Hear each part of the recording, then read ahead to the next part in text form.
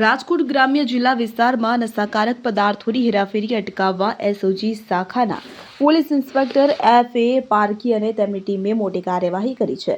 પાટણવા ગામની ઉરિયાસીમમાં આવેલી વાડીમાં દરોડો પાડી પોલીસે ગેરકાયદેસર રીતે કરવામાં આવેલા ગાંજાના વાવેતરનો પર્દાફાશ કર્યો છે. આ બનાવ અંગે પાટણવાવ પોલીસ મથકે ગુનો નોંધવામાં આવ્યો છે.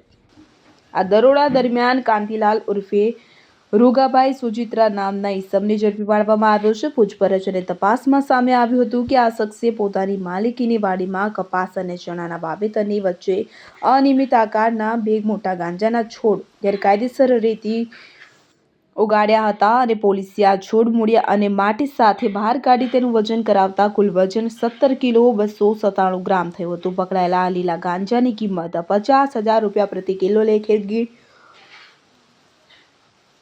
ગણીને કુલ 8,64,850 રૂપિયાનો મુદ્દામાલ જપ્ત કરવામાં આવ્યો છે. કાર્યવાહીને કાયદાકીય રીતે સચોટ બનાવવા માટે ઘટના સ્થળે રાજકોટના એફએસએલ અધિકારી એસ.જે. જોશીને બોલાવવામાં આવ્યા હતા કે જેમણે પોતાની કીટ વડે પ્રાથમિક રાસાયણિક પરીક્ષણ કરી લીલા છોડમાં કેનાબિસના સક્રિય ઘટકોની હાજરી હોવાની પુષ્ટિ કરી હતી. તો ગુનાની વધુ તપાસ પોલીસ ઇન્સ્પેક્ટર જયદેવગીરી પ્રહલાદગીરી ગોસાઈને સોંપવામાં આવી છે.